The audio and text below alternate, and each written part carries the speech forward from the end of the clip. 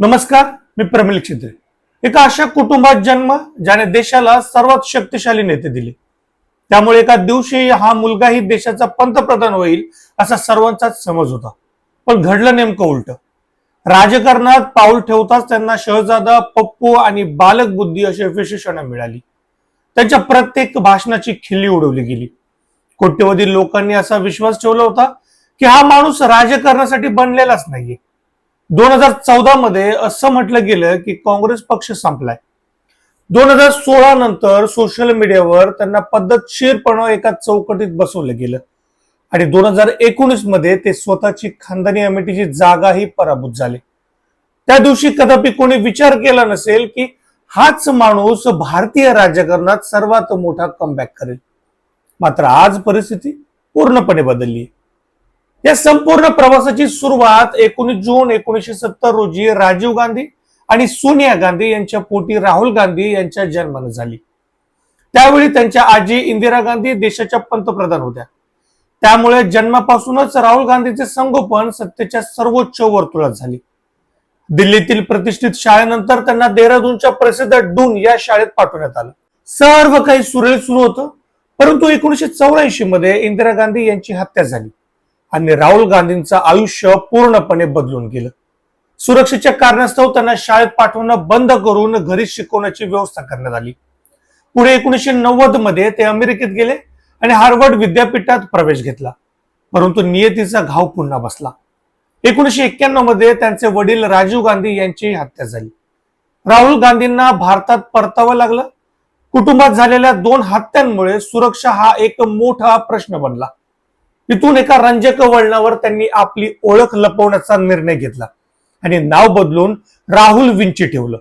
याच नावानं त्यांनी फ्लोरिडाच्या रोलिन्स कॉलेजमधून 1994 मध्ये बॅचलर ऑफ आर्ट्स ही पदवी पूर्ण केली आणि नंतर 1995 मध्ये ट्रिनिटी कॉलेज केम्ब्रिज मधून शिक्षण पूर्ण केलं.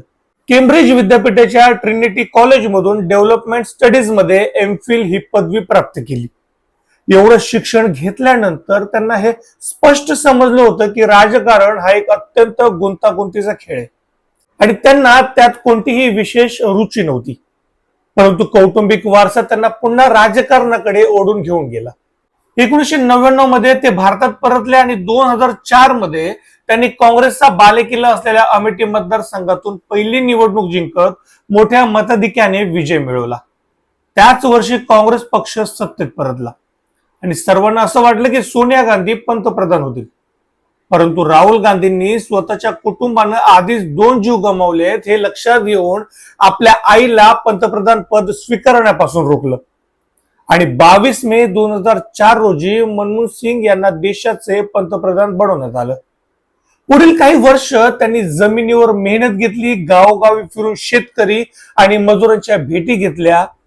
युथ काँग्रेसला एक नवा चेहरा दिला, ज्याचा परिणाम 2009च्या निवडणुकीत काँग्रेसला मिळालेल्या 206 जागांच्या रूपात समोर आला आणि माध्यमांनी त्यांना देशाचा सर्वात मोठा युथ आयकॉन म्हणून घोषित केलं. परंतु राहुल गांधींच्या करिअरचा हा सर्वात सुवर्ण काळ असतानाच पुढच्या 5 वर्षात परिस्थिती ढासळली.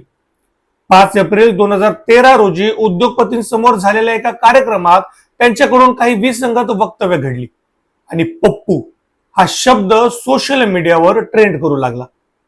वर्ष 2014 मध्ये राजकारणाचा वारा पूर्णपणे बदलला. नरेंद्र मोदी एका आक्रमक रूपात उभे राहिले आणि त्यांनी राहुल गांधींना शहजादा संबोधत हा सामना चहावाला विरुद्ध राजपरिवार असा उभा केला.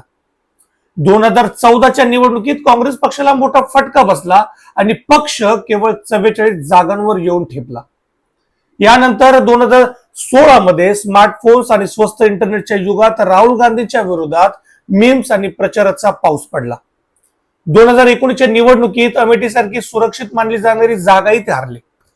काँग्रेस अध्यक्षपदाचा राजीनामा देत ते तब्बल 3 वर्ष राजकारणाच्या पटलावरून जवळजवळ अदृश्य झाले. प्रत्येक वृत्तवाहिनीने आणि राजकीय पंडितांनं हा अध्याय आता पूर्णपणे संपल्याचं घोषित केलं. परंतु या शांत काळात पडद्यामागे एक मोठी तयारी सुरू होती. सप्टेंबर 2022 मध्ये जेव्हा सर्वांनी आशा सोडली होती, तेव्हा राहुल गांधींनी कन्याकुमारी ते काश्मीर अशी तब्बल 3,570 किलोमीटरची भारत जोडो यात्रा पदयात्रेच्या स्वरूपात सुरू केली. 135 दिवस आणि 12 राज्यातून प्रवास केल्यानंतर जेव्हा त्यांना जुन्या प्रतिमेबद्दल विचारण्यात आलं तेव्हा त्यांनी स्पष्टपणे सांगितलं की तो जुना राहुल गांधी आता संपलाय. या यात्रेचे परिणाम लगेचच हिमाचल प्रदेश, कर्नाटक आणि तेलंगणाच्या निकालांमध्ये पाहायला मिळाले. यानंतर 2024च्या लोकसभा निवडणुकीत काँग्रेस पक्षानं मुसंडी मारत 99 जागांवर विजय मिळवला, जो मागील निवडणुकीच्या तुलनेत जवळपास दुप्पट होता. भाजपला बहुमतापासून रोखण्यात विरोधी पक्षाने महत्वाची भूमिका बजावली आणि राहुल गांधी स्वतः रायबरेली आणि वायनाड दोन्ही ठिकाणाहून विजयी झाले. दशकानंतर संसदेला विरोधी पक्षाचा एक आक्रमक नेता मिळाला, ज्याची संसद सदस्यता 1 वर्ष आधीच रद्द झाली होती. आज राहुल गांधी यांची भाषा आणि शैली पूर्णपणे बदलली. मणिपूर हिंसाचार असो वा उद्योगपतींशी संबंधित धोरण, ते संसदेत अत्यंत अभ्यासपूर्ण आणि आक्रमकतेने थेट सरकारला जाब विचारतात. त्यांच्या भाषणांचे आता मीम्स बनत नाहीत तर हेडलाईन्स बनतात. एकेकाळी ज्या युवकांनी त्यांना ट्रोल केलं होतं त्यातील एक मोठा वर्ग आज त्यांना एका गंभीर, जमिनीवर काम करणाऱ्या आणि मेहनती नेत्याच्या रूपाने पाहतो. एका दशकात अनेक आघात सहन करून न्यायालयांच्या लढाईतून आणि 3,570 किलोमीटरच्या पदयात्रेतून स्वतःला पुन्हा घडवणारा हा नेता आता एका मोठ्या राजकीय प्रवासाच्या टप्प्यावर उभा आहे. आणि त्यामुळेच आजचा खरा प्रश्न हा उरलेला नाही की राहुल गांधींचे कमबॅक झाले की नाही, तर प्रश्न हा आहे की हा कमबॅक थांबेल की त्यांच्या संपूर्ण कुटुंबानं पाहिलेल्या पंतप्रधान पदाच्या स्वप्नांपर्यंत जाऊन पोहोचेल. तुम्हाला काय वाटतं? 2029 मध्ये राहुल गांधी खरंच पंतप्रधान होऊ शकतात का? हे मला कमेंट करून नक्की सांगा. तुर्तास इतकंच. तुम्हाला हा व्हिडिओ आवडला असेल तर प्रमेल क्षेत्रे या माझ्या युट्यूब चॅनलला लाईक, शेअर आणि सबस्क्राईब करायला विसरू नका.